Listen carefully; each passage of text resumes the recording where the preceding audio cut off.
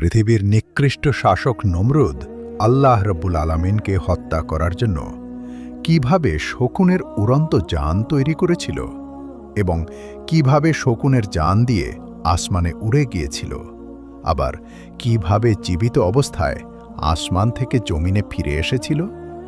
কেন আল্লাহ তাআলা নমরুদকে আকাশের উপরে ধ্বংস করে দেননি এবং কি জন্য নমরুদকে একের পর এক সুযোগ দেয়া হয়েছিল।